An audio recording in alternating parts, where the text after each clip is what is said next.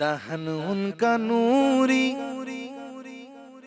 بدن ان کا نوری، یہ خاکی بنائے یہ کیا ان کے خاکے، محمد ہمارے بڑی شان والے، محمد ہمارے بڑی شان والے، وہ نبیوں میں رحمت لقب پانے والے، آقا ہمارے بڑی شان والے۔ بسم اللہ الرحمن الرحیم۔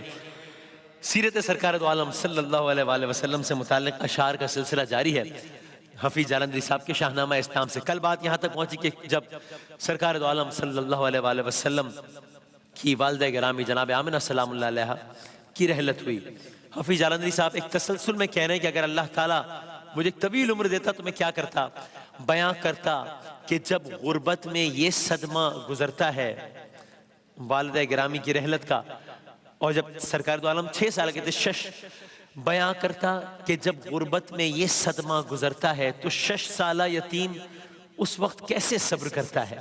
یہاں تک کل بات پہنچی تھی۔ پھر کیا ہوا؟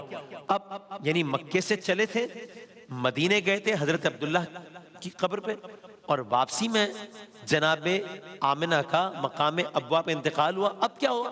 بیان کرتا کہ پھر مکے میں آئے حضرت والا، واپس آگئے مکے میں، بیان کرتا کہ پھر مکے میں آئے حضرت والا، بیان کرتا کہ عبد المطلب نے کتنے دن پالا۔ دادا تھے حضرت عبد المطلب، والدہ کا سایہ سر سے اٹھنے کے بعد جناب عبد المطلب نے پالا، لیکن پھر کیا ہوا؟ بیان کرتا کہ پھر مکے میں آئے حضرت والا، بیان کرتا کہ عبد المطلب نے کتنے دن پالا۔ پھر کیا ہوا؟ وہ عبد المطلب کا سایہ شفقت بھی اٹھ جانا، وہ عبد المطلب کا سایہ شفقت بھی اٹھ جانا، ان کا بھی انتقال ہو گیا۔ تو پھر کیا ہوا؟ وہ اس نور حقیقی، سرکار دو عالم کو کہہ رہے ہیں، وہ اس نور حقیقی کا ابو طالب کے گھر آنا، حضرت علی کے والد سرکار دو عالم کے چچا، اب آپ ان کے طرف آئے، وہاں پرورش پائی، وہ اس نور حقیقی کا ابو طالب کے گھر آنا، چچا کا پرورش کرنا، بھتیجے کا بڑا ہونا، یوں دن رات کٹ رہے ہیں، چچا کا پرورش کرنا، بھتیجے کا بڑا ہونا، وہ کرنا کام کاج اور اپنے پیروں پر کھڑا ہونا، اب وہ بڑے ہو رہے ہیں ایسا وہ کرنا کام کاج اور اپنے پیروں پر کھڑے ہونا، چچا کے ساتھ ارض شام، ملک شام کا، حضرت ابو طالب کے ساتھ چچا کے ساتھ ارض شام کا لمبا سفر کرنا، یہودی اور مسیحی راہبوں کے دل میں گھر کرنا۔ یہ کیا واقعہ ہے؟ ایک مشہور سفر کا ذکر ہے، یہ سفر تھا شام کا، سرکار دو عالم اپنے چچا کے ساتھ، حضرت ابو طالب کے ساتھ، حضرت علی کے والد علی ابن ابی طالب، محمد بن عبداللہ، شام کا سفر کر رہے تھے۔ یہ تجارت کی غرض سے میرے آقا کا پہلا باقاعدہ سفر تھا۔ قافلے نے راستے میں ایک جگہ پر قیام کیا، راستے میں ایک کلیسا تھا، کہہ لیجئے کہ عیسائیوں کی عبادت گاہ تھی، کلیسا کا ایک راہب تھا، کہہ لیجئے کہ وہاں کا ریلیجس اسکالر تھا۔ راہب نے قافلے کو دعوت پر مدعو کیا، اس دعوت پر راہب نے سرکار دو عالم صلی اللہ علیہ وآلہ وسلم کو دیکھا اور دیکھتے ہی کہا، ارے یہی تو وہ بچہ ہے، یہی تو وہ بچہ ہے جس کی پیش گوئی ہماری کتابوں میں کی گئی ہے۔ ساتھ ہی اس راہب نے کہا کہ دیکھیے اگر آپ نے یہ سفر جاری رکھا اور دشمنوں یعنی کہ یہودیوں نے ان کو پہچان لیا تو یہ ان کو نقصان پہنچا سکتے ہیں۔ تو کیا ہوا؟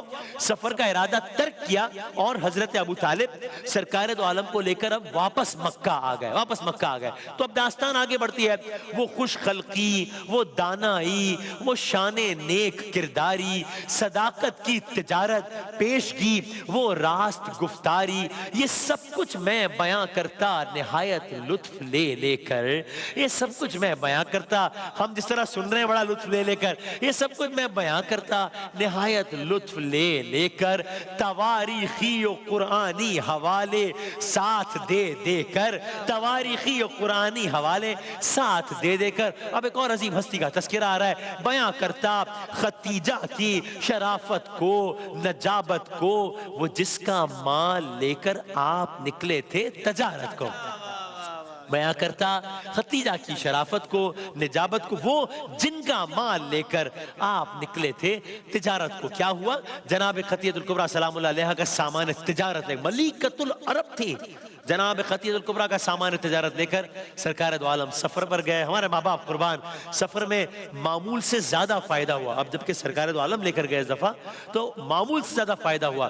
سفر سے واپسی ہوئی، جناب خدیجہ الکبریٰ کا غلام ہے، نام ہے میسرہ، خدیجہ بن خویلد ان کا نام تھا اور غلام کا نام ہے میسرہ. کہا کہ اس نے بتایا، فیڈ بیک دیا. کیا فیڈ بیک دیا؟ جناب خدیجہ کو بتایا میں نے اس سفر تجارت میں اس شخص کے ساتھ، میرے آقا کی بات ہو رہی ہے، اس ہستی کے ساتھ کچھ عجب مناظر دیکھے ہیں. کیا دیکھا؟ میں نے عجب منظر دیکھا. جہاں جہاں سے یہ گزرتے تھے شجر و حجر تعظیم کرتے تھے، خرید و فروخت کے معاملے میں عام تاجروں سے ہٹ کر پوری ایمانداری سے لین دین کرتے تھے. میں نے کچھ سنا نہیں سچ کے سوا ان کے منہ سے. تو پھر کیا ہوا؟ یہ سفر تجارت ہو گیا. اس کے بعد آگے بڑھی. کیا ہوا؟ بیان کرتا کہ آیا کس طرح پیغام شادی کا، بیان کرتا کہ آیا کس طرح پیغام شادی کا، سبق دیتا جہان شوق کو عالی نہادی کا. بیان کرتا کہ یہ شادی، جناب خدیجہ الکبریٰ اور سرکار دو عالم بیان کرتا کہ یہ شادی بشر کی خوش نصیبی تھی. بیان کرتا کہ یہ شادی بشر کی خوش نصیبی تھی. ارے محمد پاک شوہر تھے، خدیجہ پاک بیوی تھی. بیان کرتا کہ یہ شادی بشر کی خوش نصیبی تھی، محمد پاک شوہر تھے، خدیجہ پاک بیوی تھی. بیان کرتا کہ گزری ازدواجی زندگی کیسی، نظر والوں کو ملتی روح کی تابندگی کیسی، محبت ہی سے تہذیب و تمدن کی ہے بنیادیں. بیان کرتا کہ اللہ نے، بیان کرتا کہ دی اللہ نے کیسی پاک اولادیں، بیان کرتا کہ دی اللہ نے کیسی پاک اولادیں. بیان کرتا عرب میں عام تھا لطف و کرم ان کا، یتیموں اور بیواؤں کے دل میں تھا بھرم ان کا. بیان کرتا کہ سارا ملک کہتا تھا امی ان کو، بیان کرتا کہ سارا ملک کہتا تھا امی ان کو، چنا تھا رحمت باری نے ختم المرسلین ان کو، چنا تھا رحمت باری نے ختم المرسلین ان کو، یا رسول اللہ صلی اللہ علیہ وآلہ وسلم. اب یہاں سے ایک اور دلچسپ واقعہ سنیے جو حفیظ جالندھی صاحب بتا رہے ہیں. قبائل کا بہم تعمیر کعبہ کے لیے آنا، وہ سب کا سنگ اسود کے اٹھانے پر بگڑ جانا. آپ سنگ اسود کے مناظر بھی دیکھ رہے ہیں ساتھ ساتھ. یہ کیا ہوا بھئی؟ خانہ کعبہ کی تعمیر نو ہو رہی تھی. اب تعمیر نو تو ہو گئی، اب آیا حجر اسود کی تنصیب کا معاملہ.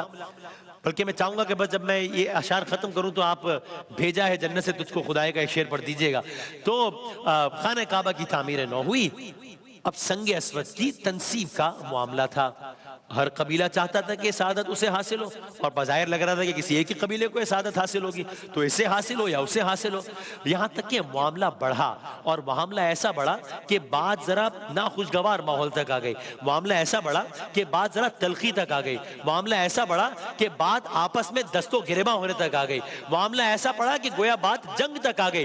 اب ایک فیصلہ ہوا کہ بھائی اس کا فیصلہ کیا کریں، کس طرح یہ معاملہ طے ہو. ایک فیصلہ ہوا، فیصلہ یہ ہوا کہ ٹھیک ہے ابھی ہم اس جھگڑے کو فی الحال ختم کرتے ہیں. کل کے روز جو شخص یا جو ہستی سب سے پہلے خانہ کعبہ میں داخل ہوگا نا، کل کے روز ہم اس پر چھوڑ دیں گے کہ وہ جو فیصلہ کرے وہ حتمی فیصلہ ہے. میں سوچتا ہوں سب نے عجب عالم میں وہ شب گزاری ہوگی، کیونکہ سب کے لیے بہت بڑی سعادت تھی. سب نے عجب عالم میں وہ شب گزاری ہوگی. سب کو اگلی صبح کا انتظار ہے. دن ڈھلا، رات ہوئی، سب کو اگلی صبح کا انتظار ہے. سب کے دلوں کی دھڑکنیں تیز ہیں، دلوں کی دھڑکنیں تیز ہیں، نظریں سب کی صحن کعبہ کی طرف ہے. اب سب کو اگلے روز کا انتظار ہے. سب نے اگلا دن کا انتظار کیا. دن طلوع ہوا، سب نے اگلا منظر کیا دیکھا؟ بھئی کون آئے سب سے پہلے؟ ارے مصطفیٰ آ رہے ہیں صلی اللہ علیہ وآلہ وسلم. آ گئے مصطفیٰ آ گئے صلی اللہ علیہ وآلہ وسلم. یا میں یوں کہہ دوں گویا ادھر اس روز کا سورج طلوع ہوا، یہاں کعبے میں چاند نمودار ہوا. وہاں سورج طلوع ہوا، یہاں کعبے میں چاند نمودار ہوا. اگلے دن سب سے پہلے سرکار دو عالم داخل ہوئے. اب آقا کو دیکھا. اب تک جو دل مضطرب تھے اب وہ مطمئن ہو گئے. جو دل بے قرار تھے اب سب کو چین آ گیا، اس لیے کہ صادق آ گئے تھے، امین آ گئے تھے. سب کو پتا تھا اب جو بھی فیصلہ ہوگا وہ بالکل انصاف پر مبنی فیصلہ ہوگا. میرے آقا نے کیا کیا؟ آپ نے چادر منگوائی، سنگ اسود اس پر رکھا، تمام سرداروں کو بلایا، سب سے کہا ایک ایک طرف سے اس چادر کو پکڑ لو۔ ایسا ہی کیا گیا، یہاں تک کہ چادر کو کعبے کے قریب تک لایا گیا اور میرے آقا نے خود اپنے دستے مبارک سے سنگ اسود کی تنصیب کر دی۔ اب آپ دیکھیے میرے آقا نے خود اپنے دستے مبارک سے سنگ اسود کی تنصیب کر دی۔ بھیجا ہے جنت سے تجھ کو خدا نے،